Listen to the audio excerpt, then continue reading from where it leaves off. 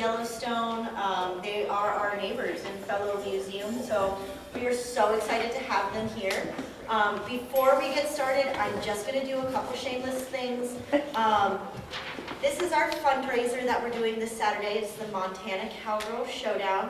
Thank you, Barb, for purchasing your ticket in advance, which you can do here at the museum. So this is a fundraiser for the museum. It's also a talent competition. So if you are interested in participating as a participant in the talent competition, you can still do that.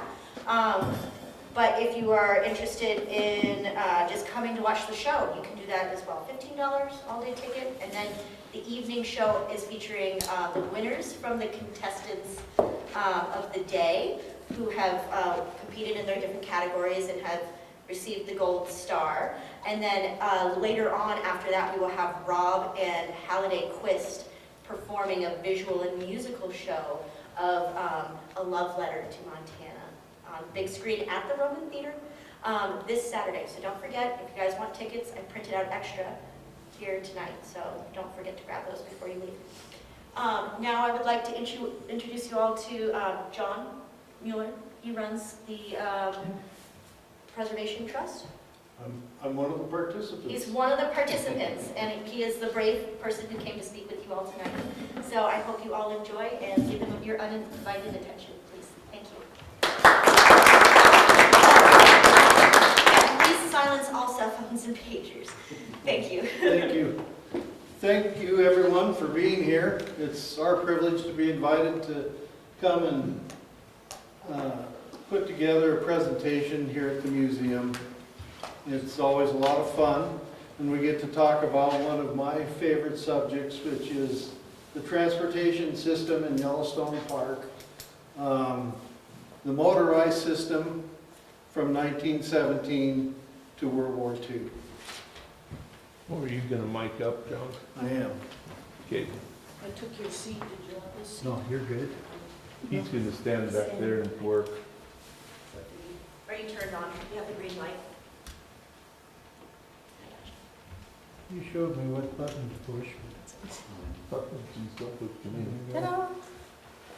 And then you'll need this guy here.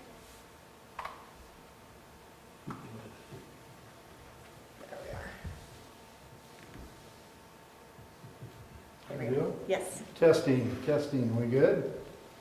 Can everybody hear all right? Thank you.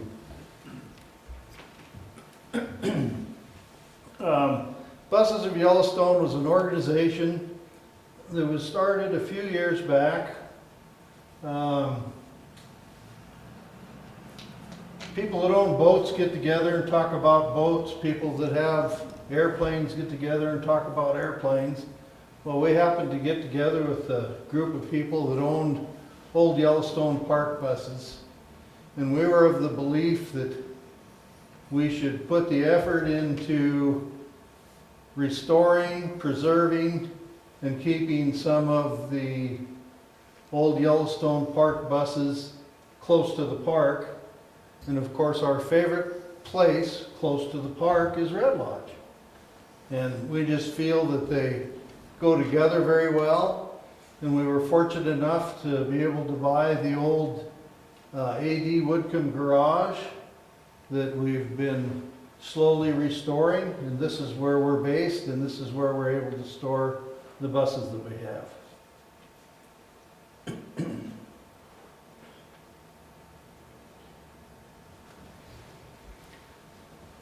So in 1872, Ulysses S. Grant signed the document that made Yellowstone National Park the first national park in the United States, and I believe in the world. And in the early days, of course, the only transportation in was by horse, and this is an example of that. A group of people coming up the Paradise Valley.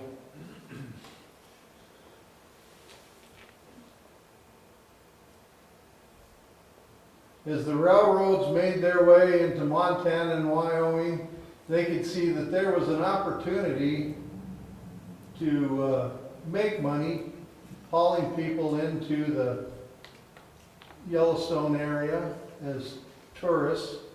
So eventually, their first rail station built right at the park's edge was Gardner, Montana. And this is a view of that station.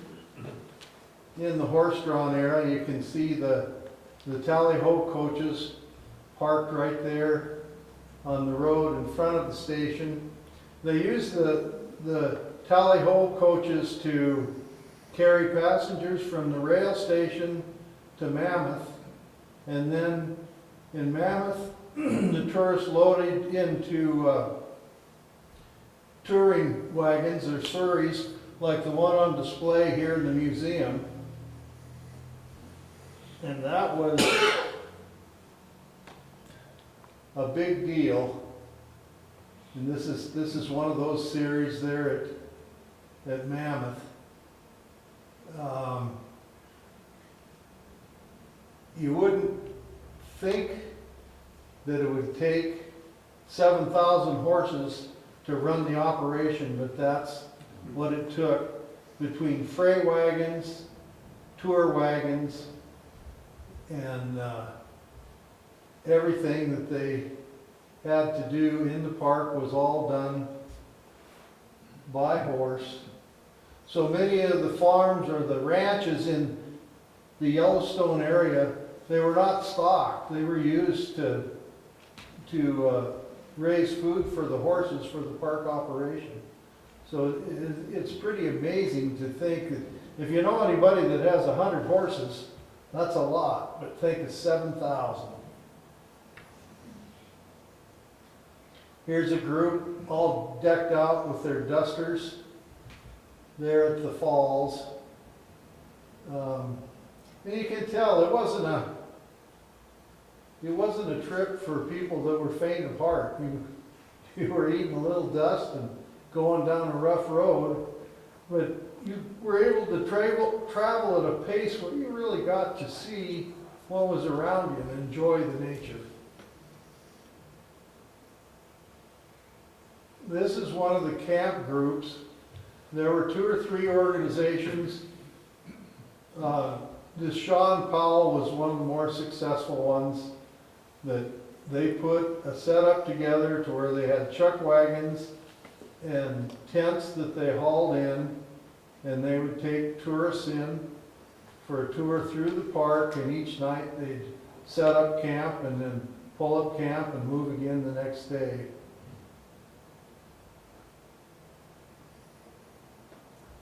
This is one of their camps set up along the road. Everybody seems to be having a pretty good time. This gives you an idea of the condition of the roads through the Hayden Valley. They were good roads, but certainly just passable by horse and wagon. So the Army ran the park, and they were cavalrymen. They didn't want anything to do with automobiles.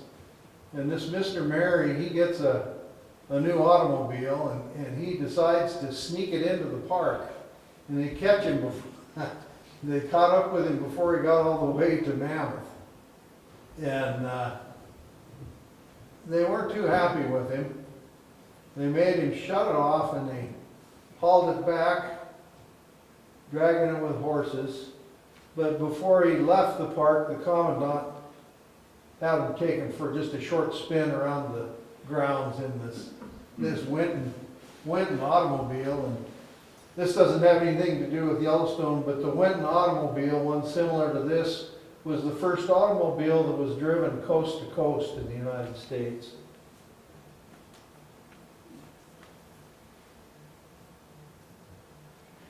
This is the station at Gardner, and there's a group of buses. This photo was taken in the 1930s there to pick up this was a crew train. They were hauling everybody in to work in the hotels and spend the summer taking care of the operation in the park. This is the station in West Yellowstone. And from the time the station in West Yellowstone opened, it was the most popular entrance into the park as far as numbers go, and it still is.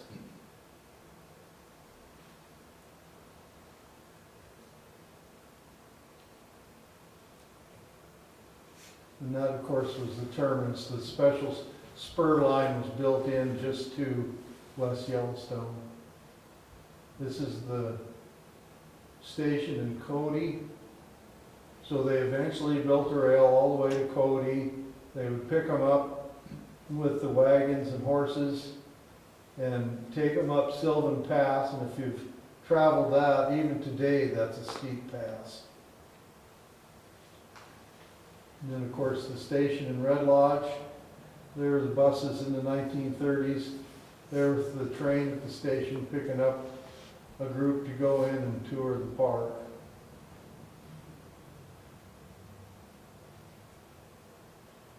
I love this particular photograph because there's a lot of action in it. There's people everywhere doing things and getting ready to go. And this little car in the right corner here is one of the supervisor's cars. So they actually had a supervisor drive down from Yellowstone to organize this group.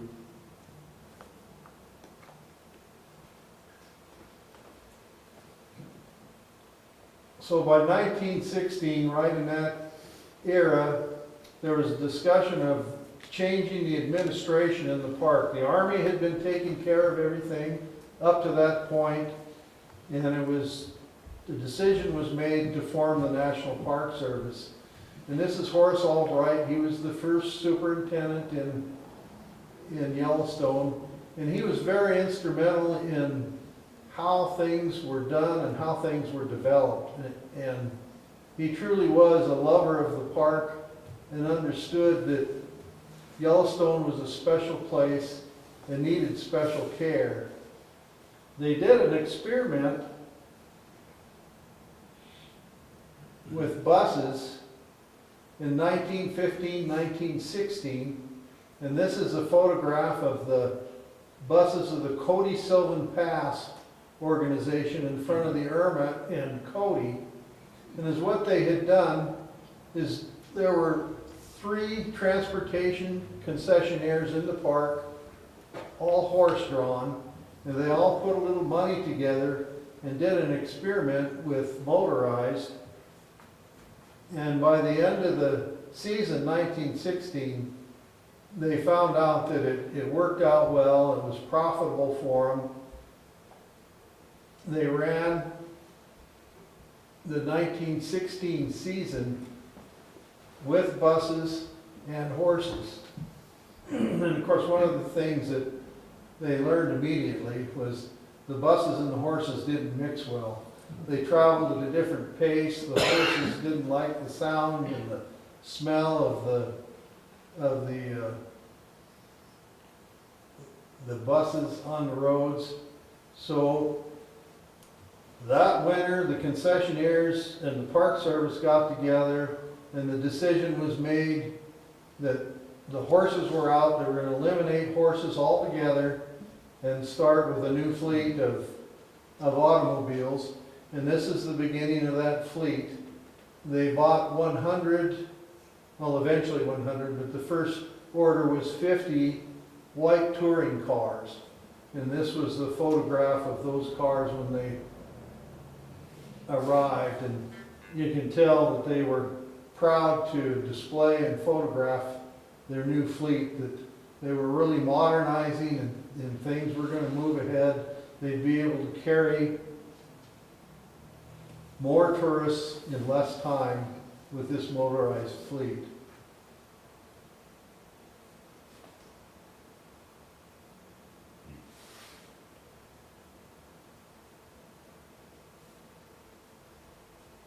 There's a photo of one of them up a little bit closer. So they weren't very big, so they realized that they did need to add more buses to the fleet, which they ordered more, 11 passenger buses. They were built by the White Motor Company in Cleveland, and The two gentlemen in this photograph are Bill Nichols, who is the owner of the transportation company, and Effie Kammermeyer. Kammermeyer had been a transportation man for the military, and he was hired out of the military to take care of the fleet in Yellowstone, and he took care of the Yellowstone Park Transportation Company. He was the head of that organization from 1917 until after World War II.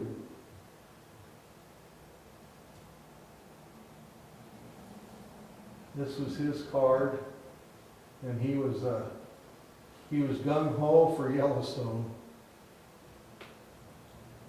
He lived right there on the premises where they kept the buses. He had an apartment there. This is a group of the early buses coming in at Sylvan Lake.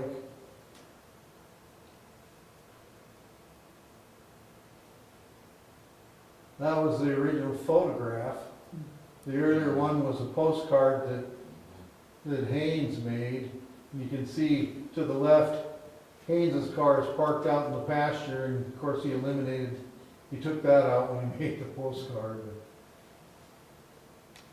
You can see what a big deal this was for these people, that they're all wearing white dusters, and underneath they wore formal clothing. It was unbelievable how people dressed to travel in that day and age. And there they are crossing the bridge over the Yellowstone that was designed and built by Hiram Chittenden, who was an engineer with the Army Corps of Engineers. That bridge was the largest concrete pour in one pour west of the Mississippi when it was built. So it was quite an achievement back in the day. They were unable to pull big concrete trucks in there like they do today. It was all hand mixed right there on the job.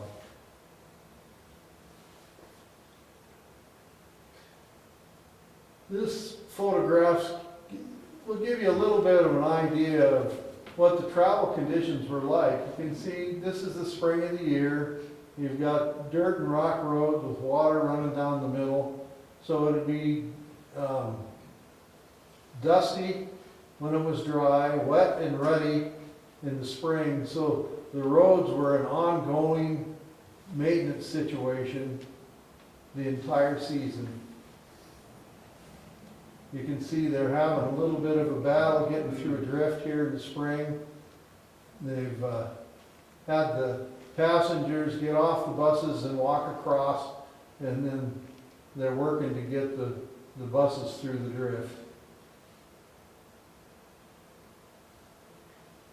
So just doing some of those things, I'm sure, was an adventure all of its own. Here you can see they're making it, but boy, it would be a struggle. I'm guessing you need to have a shovel with you all the time. This is probably around 1925, judging the vintage of the bus. So horses were out, but not completely out. And you needed through a drift, and you needed a little boost. I see they've got 6 horses hitched up to that bus to get it through that drift.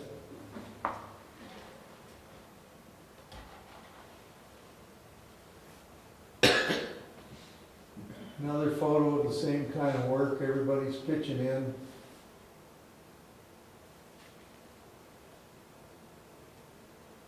So this is on the Sylvan Pass. It's called the Corkscrew Bridge. And to reduce the climb, they made this corkscrew. And you can see in this photograph that originally it was a wooden trestle to complete the corkscrew. And when they advanced to automotive transportation, of course the buses were heavier, so they had to go to work to upgrade that corkscrew bridge to handle the weight of the buses. And this is the construction when they're under construction to make it a masonry structure. to carry the weight of the buses. There it is, half finished. There it is, finished. Well, it isn't completely finished because they don't have all the road fill in on the right side yet. There's a picture of it finished with the buses on it. And that corkscrew bridge is still sitting down in the bottom of the canyon. The highway today would be on the left-hand side of this picture and up higher on the mountain. So they've created a pull-off with a little clip that tells of the history of the corkscrew bridge. And you can pull over and look down on it. If you take the opportunity to walk down there, it's quite a hike. You get down in there and you realize that is a much bigger structure than it looks like from up above. This is a group of people all loaded up and ready to go on their cruise. That's in West Yellowstone.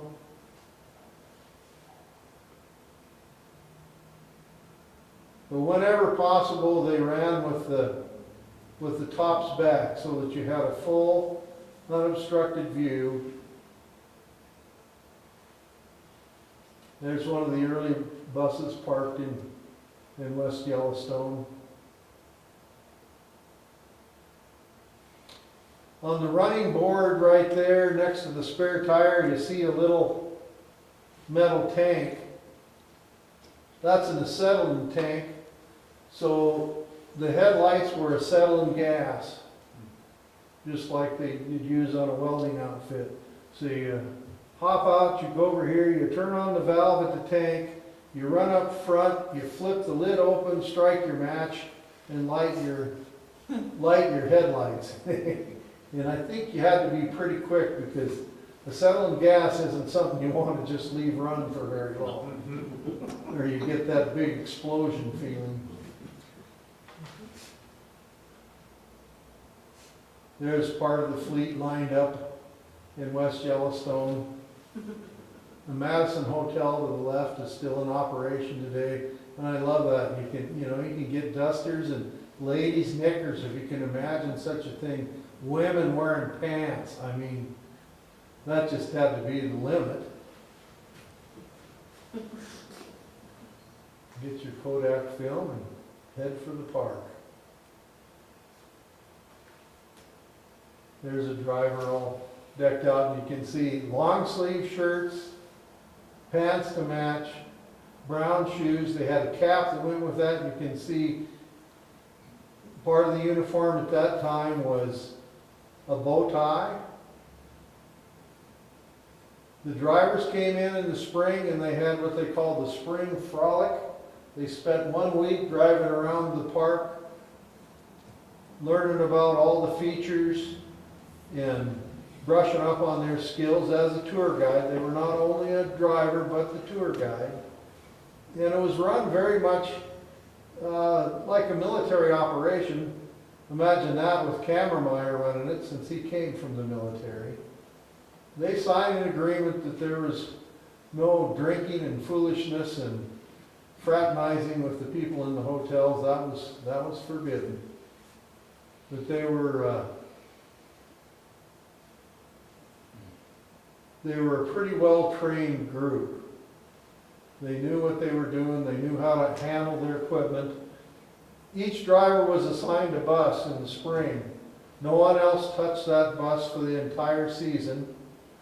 They were responsible for keeping it cleaned and maintained. They changed the oil, checked all the fluids. Each morning when they went for a run, they had 2 mechanics at each location that opened the hood and made sure everything under the hood was in good order. They'd give the arbor for the water pump a little shot of grease and send them on their way. This is at a place called Riverside, which was right outside of West. The barracks for the drivers, that is the building to the left. Here's a group assembled for a photograph at the entrance, right with the arch to the right, and then immediately behind them is the rail station. So I'm guessing that they just got off the train or are getting ready to head out for their, at that time, I believe it was 5.5 days was a Grand Loop tour, but there were many different tours you could choose. But they carried you from railhead to railhead, and each night you stayed at a different hotel. So they went a lot of different directions with their tours, but the idea was that you'd leave and you'd actually be touring in a bus for half a day, say, then you'd get to Old Faithful, they'd give you the rest of that day, they'd get you there for lunch, and then you'd have the rest of that day to walk the Geyser Basin and view the features there and enjoy them. So in the spring of 1925, they had a tragedy at the bus barns in Mammoth is where they were kept and serviced. A fire in the blacksmith shop got away, got into the shop, and burned the largest of the group of buildings to the ground. This is the aftermath of the fire. It was a tragic hit to the Yellowstone Park Transportation Company. A lot of the buses that were burned were 1924 buses. They'd only been used one season, and this is where they ended up. So, Harry Childs, the owner of the Yellowstone Park Transportation Company, he called Walter White in Cleveland, and he says, we've got a big problem out here in Yellowstone. We just lost 100 vehicles. And White put on a double shift. So this happened the very end of March, and before June 15th, the White Motor Company delivered 100 new buses to Yellowstone. This is not a group of buses here. This is actually a group of Lincoln cars, Lincoln 7 touring cars that were purchased to replace the touring cars that burned. But just the idea that they were able to step up and produce that many vehicles in such a short time to keep the Yellowstone Park Company on its feet. And that's one of the Lincolns loaded up. Everybody's ready to go on tour. You've got 3 in the back seat, which is like sitting on the couch in your front room. The next 2 seats are jump seats. I've sat in those. They aren't that comfortable. The front seat's okay, but those jump seats, if somebody tries to talk you into those, make sure you have a pillow. That's one of the Lincolns in front of the station in West Yellowstone. And you can see, I mean, these guys have jackets and ties and vests, and the women all have dresses and hats. I'm sure they had a wonderful time, but I just can't think it was that comfortable.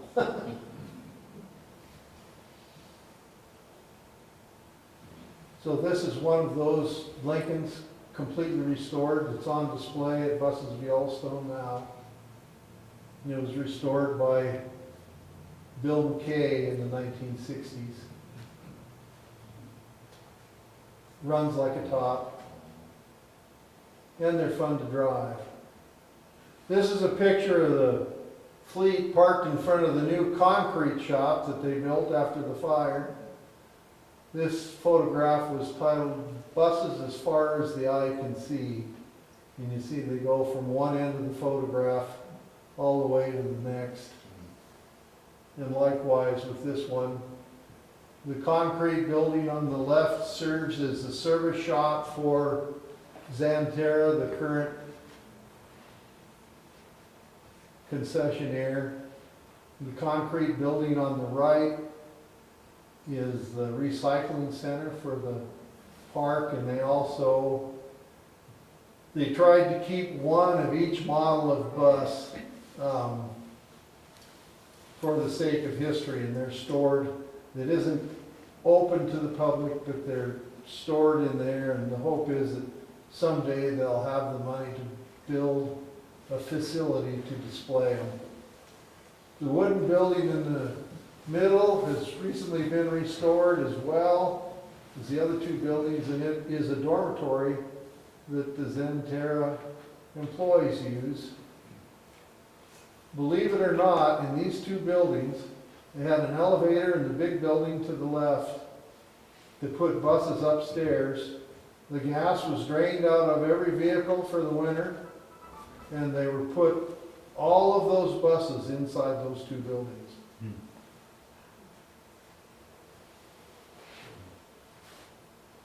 It was quite an operation.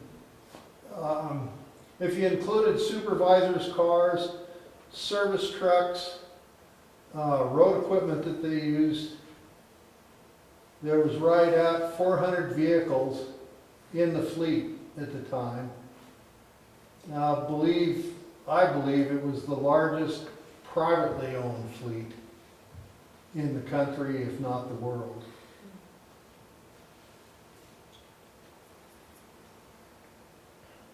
This is Camermeyer's card. You can tell he loved what he did, and he obviously had a little bit of a sense of humor. That I think, what a way to send out a card and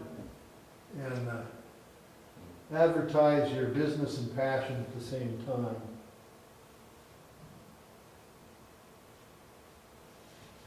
So the significance of this photograph is the Yellowstone Park Transportation Company started or entered into an agreement with Goodyear in 1917 when they started to build the fleet. They leased their tires from Goodyear. Each tire had a serial number etched into the sidewall. At the end of each season, a fellow from Goodyear came to the park on the train. He measured the wear on the tires, and they paid an annual prorated amount for the tires that were on their vehicles. You think, why would they do something like that? Well, if you've got 300 or 400 vehicles, that's a lot of rubber on the ground to pay for. So they were able to make an arrangement where instead of buying them outright, they were able to pay so much per year.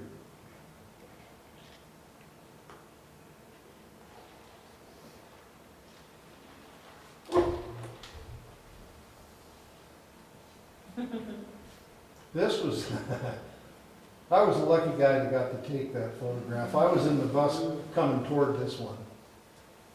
I was actually involved with my brothers in the restoration of that bus. That's a 19, is it a 31 or 32? It's a 31. It's a 31 white. They had 8 of these. It was during tough times economically in 31. It was a very expensive piece of equipment. It was over $5,000 in 1931. So they only ordered 8 of them, and the drivers said, oh, these just won't work out. They're too heavy, they're too big for the roads. But once they used them for one season and found out that they had glass windows instead of side curtains that you had to snap and unsnap, they were powerful and comfortable. They had the open top so that you could see out and enjoy the view. By the second season, the drivers were arguing over who got one of the 8 buses. I think maybe those, this is a 32, isn't it? I think they ordered them in 31 and they got them for the Got it in 32 32, season. so it is a 32. And these people were so much fun. But a couple of the young man and the young lady on the right side of the bus was, they were bellmen in the hotel. The fellow with the gray hat was Leslie Quinn. He's still a historian there in the park. The fellow in the middle, was a railroad historian that was there to speak during the 100-year celebration. And the gray-haired fellow standing up was one of the big shots for Xanterra. I've forgotten his name. They were a fun bunch of people. This is a 1936. This is the style of bus that's most commonly recognized in Yellowstone and Glacier. They had a few of them in other parks in the West. But this is a bus that the concessionaires, not the Park Service because they were owned privately, the concessionaires agreed that this would be the standard touring bus. Canvas top that rolls back, a large double trunk in the back end, powerful 6-cylinder, flathead, white motor. They had doors on the right side only, so that people didn't step out into traffic. They didn't want to have any problems like that, getting people hurt. So this became the most popular bus in the 30s and 40s. They ordered 27 of these in 1936. They ordered 40 of them in 37, so obviously they were successful in the 36 season. They continued to order buses each summer until 1939. By 1939, they had 98 of this style bus in the park. The one that's parked out in front of the museum that we were lucky enough to acquire is a 1937. It's one of the 40 that they took delivery of that season. There's a group of them lined up at the Canyon Hotel.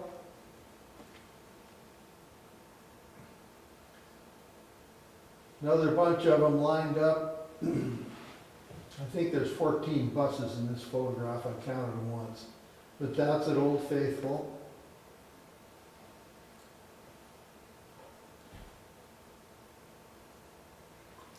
So, I don't know if you noticed in the photograph of the 1936, it looked kind of square in the front, in the windshield area, and they thought that it looked too old-fashioned.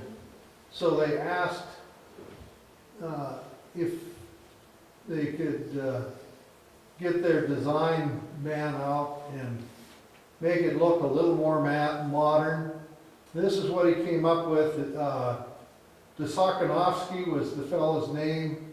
He was a renowned designer in the U.S. He was a Russian immigrant.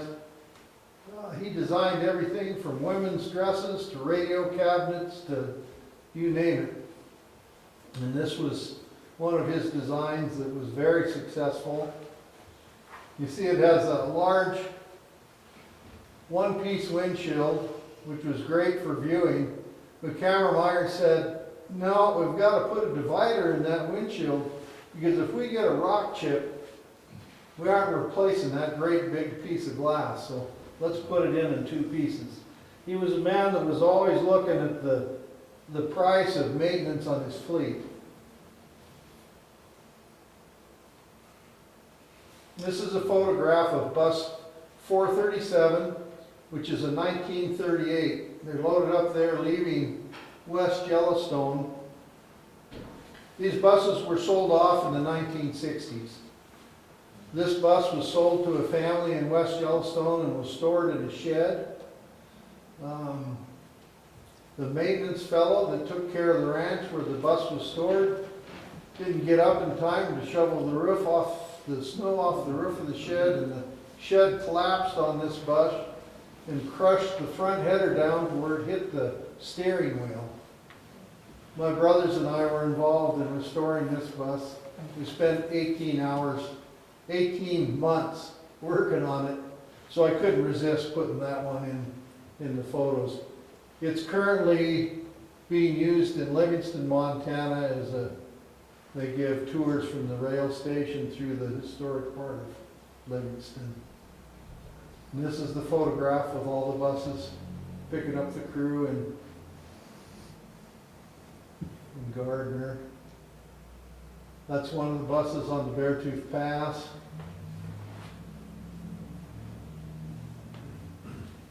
There's one on the bridge with Beartooth Butte in the background.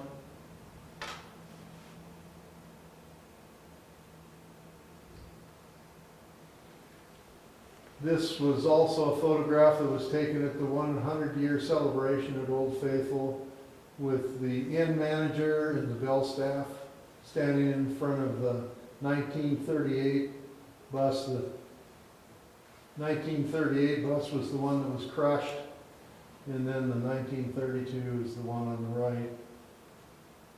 They had special uniforms for that season, and they were just a fun bunch of people to work with.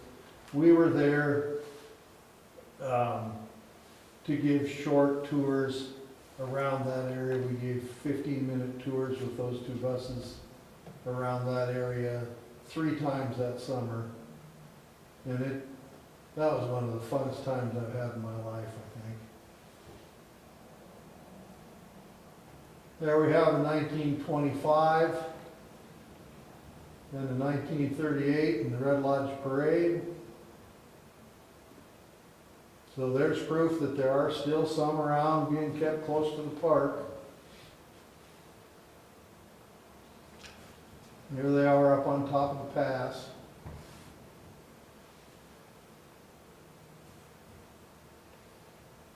So, how do you find an old bus? Well, first you put the word out. And sometimes the buses will come find you. So this bus was sold in the early 1960s. It was converted into a kind of a mini or quickie motorhome by a ranch family outside of Bozeman. And they took it on a fishing trip to Alaska. They had a boat that they strapped on top. And they headed for Alaska. It took them a month. They fished along the way. They had 3 teenage boys that liked to drive, because now think about it, top end of this bus is about 35 miles an hour. And it stayed late until 11:30, 12 o'clock at night. It didn't actually ever get dark, is what they said. And so the boys just took turn driving until the mother finally said, "Stop, we're gonna put camp together and make something to eat." But they had quite an adventure to Alaska in this old bus. They came back to the ranch. His dad said, "Put it in the shed." So he did. Here it sits in the shed. When Dad went to town, he had a new pickup. Dad went to town and bought a camper that slid in the back of the pickup. And the fellow then he was 15 at the time he backed it in the shed. He was 65 the year that he pulled it out of the shed. And the reason that we were able to get it, he heard about what we were doing with the old buses, and he didn't want this bus to be chopped up. So he contacted us. And we were able to get it, and this is it. After we cleaned it up, put new tires on it. New tires, new brakes. We tried to save the seats, but the leather was too far gone. So that's the bus that's parked out front right now.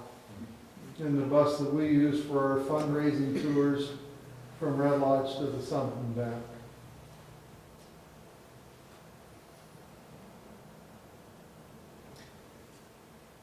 This is when Bus 401 returned to the park for the first time it had been over 40 years.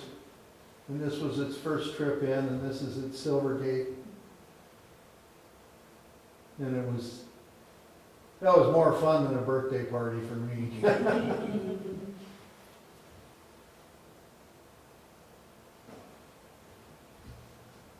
But that's kind of where I'll end the story today. I could go on for hours and hours. If you have any questions, I'd certainly be glad to field your questions and answer the ones that I can. Thank you.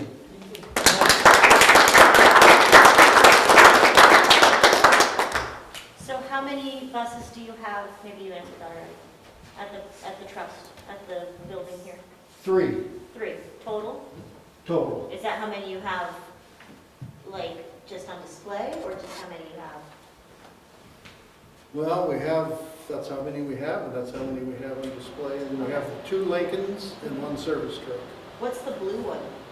The blue one was yellow, so it's one of the original Lincolns. Okay, There was the fellow that bought it prior to my wife and I owned that one. Prior to us owning it, he wanted a show car, and he wanted to show a blue car, not a yellow car, so it's blue. I thought it should be painted yellow.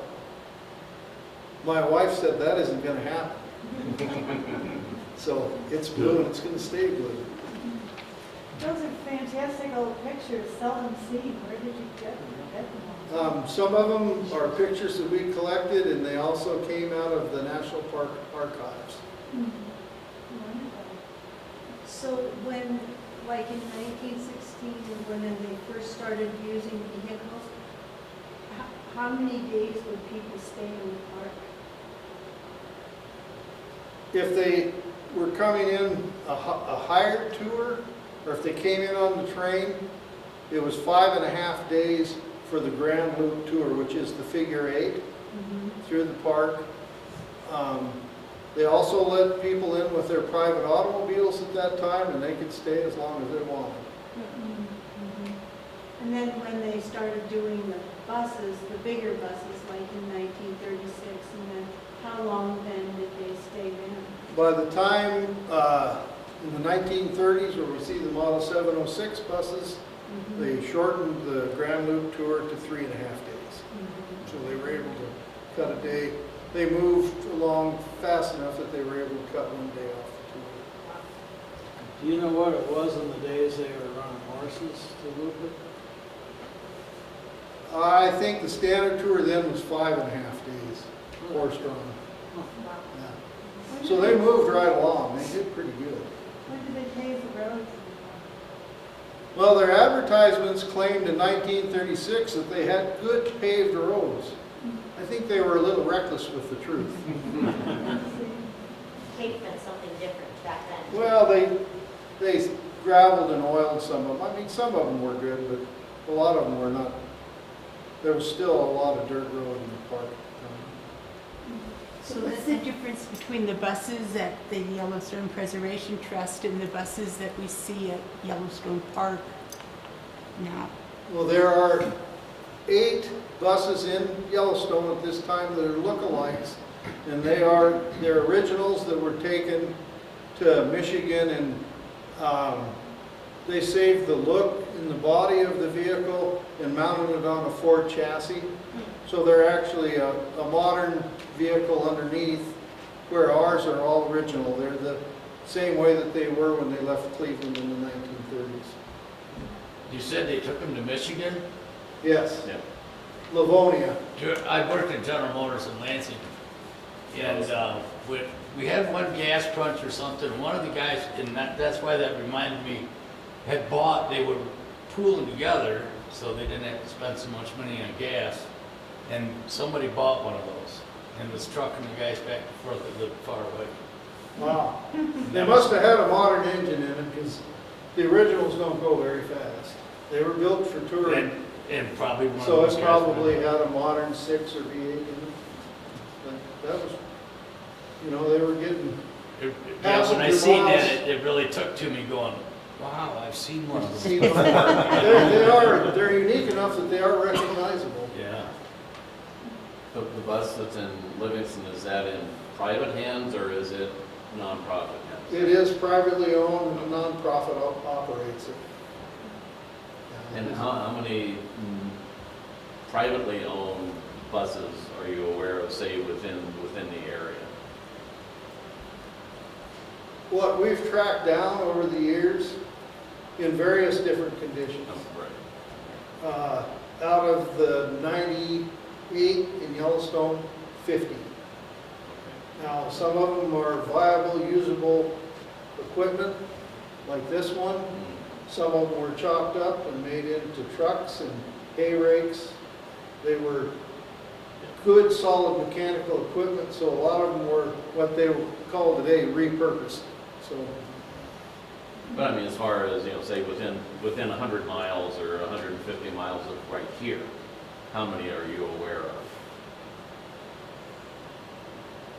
McKay's still own McKay's and their Now, family still own some. they still own the Lincoln. Okay.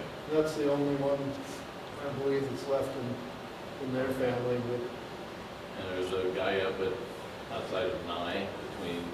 he's got 7 of them. Okay. Yeah. Bruce. Bruce he loves them, and he's got the money to collect them, and, yeah, last I heard he had 7, he might have more now. Okay. He's got some, well, that was him driving that 32, so Okay.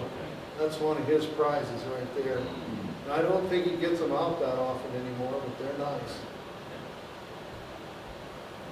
So Anyone in else? the earlier days with the horses, was it just one way? Everybody went? the Everything was one way. same? Okay, and then did that extend into the vehicle time period too? It did in the very beginning, and there was a lot of complaint by private automobile owners because they wanted to be able to backtrack rather than making the full loop. So that was an argument that went on for a couple of years, and finally they said, okay, we'll just let people go both directions. So remember, the roads were built for horse-drawn, a lot of blind corners, narrow areas. So the earlier buses had exhaust whistles on them. So they were told to pull the lever and blow the exhaust whistle when they came to a blind corner. These buses have a dual horn on them that's very loud, and they still signal going around tight corners up right into the 1930s. Does that answer your question properly? Yeah, yeah, it does. But my parents came through the park in 1936, I think it was, and down when the Beartooth Pass was still gravel, down into that lodge. And from that time forward, my dad always blew the horn when we went around the corner anywhere. Well, you're less likely to get a terrible surprise that way. Driving etiquette. Yeah. So when did they stop using the buses? I guess you said, when did they stop using these Yellowstone buses? These buses were all sold off in the early 1960s. But they went to different buses. Yeah, they went to a larger 50-passenger bus that nobody liked. I don't know if I'm allowed to say that or not.